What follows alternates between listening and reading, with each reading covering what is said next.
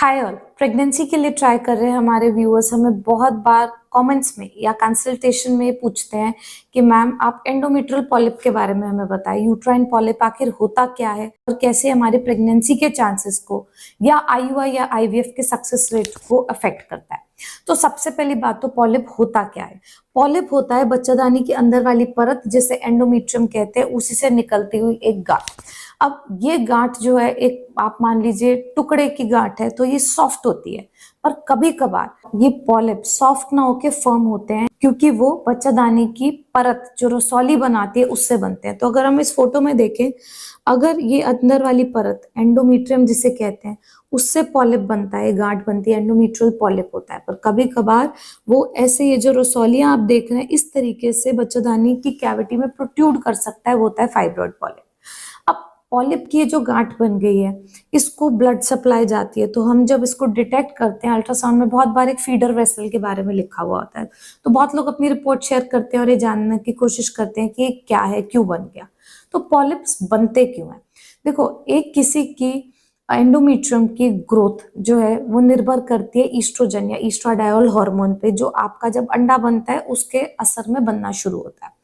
तो अगर आपके शरीर में ईस्ट्रोजन ईस्ट्राडायोल ज्यादा बन रहा है तो उस केस में पॉलिप बनने की संभावना ज्यादा है। जिन लोगों को पीसीओएस होता है उनके अंदर पॉलिप बनने की संभावना ज्यादा है।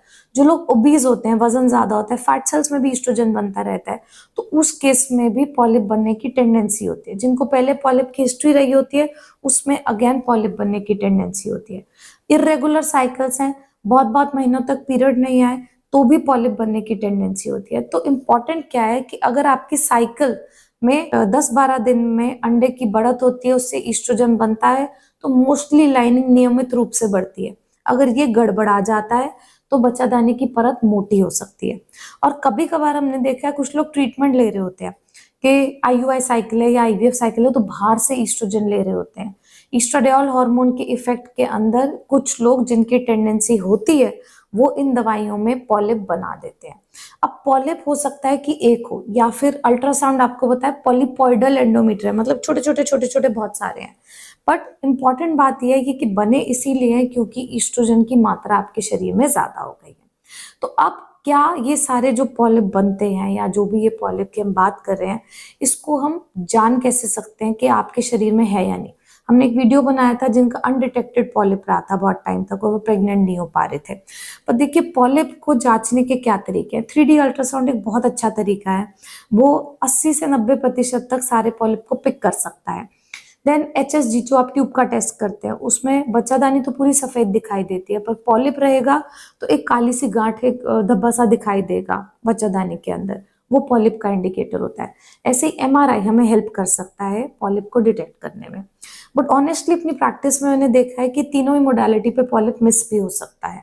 तो अगर किसी को शक है कि पॉलिप है या पहले था या जो भी है, आप कोई ट्रीटमेंट के लिए जा रहे हैं, तो 100% तरीका उसको जानने का है वो तो हिस्ट्रोस्कोपी है। पर हिस्ट्रोस्कोपी की जरूरत सबको नहीं होती है। ये जानने से पहले कि इसका इलाज क्या करें, समझते हैं कि क्या सब पॉलिप जो है वो आपके आईवीएफ के आईयूआई के सक्सेस रेट को अफेक्ट करते हैं या नहीं। तो देखो, पॉलिप का क्या साइज है, किस जगह पे है, ये बहुत इंपॉर्टेंट है। अगर हमारा पॉलिप 1 सेंटीमीटर से ऊपर है और वो बच्चादानी के ऊपरी भाग में बीचों बीच है, तो वो आपके प्रेगनेंसी के चांसेस को हैम्पर करेगा। ऐसे में आप कुछ भी ट्रीटमेंट करा रहे हैं, आपको पॉलिपेक्टमी के लिए जाना चाहिए। बट अगर पॉलिप छोटे हैं, 1 सेंटीमीटर से कम है, साइड वॉल्स पे है, तो वो इतना फर्क नहीं डालते हैं। बट पॉलिप किस तरीके से काम करता है? अगर पॉलिप बड़ा रहेगा तो वो तो जगह ही ऑक्यूपाई करेगा, एम्ब्रियो अटैच ही नहीं होगा। पर साथ ही बड़े छोटे सब तरह के पॉलिप अपने आसपास के बच्चादानी की परत में एक सूजन पैदा करते हैं, या फिर ये जो मसल जिसकी वजह से शुक्राणु नीचे से ऊपर जाने हैं ये और ट्यूब में से अंडे की तरफ जाने हैं, फिर एम्ब्रियो ने यहाँ पे ट्रैवल करके आने, ये जो कंट्रैक्शन हो रही है, जो मूवमेंट हो रही है, इसको हैम्पर कर देते हैं। तो इसलिए ये प्रेगनेंसी ना आने का कारण बन सकते हैं।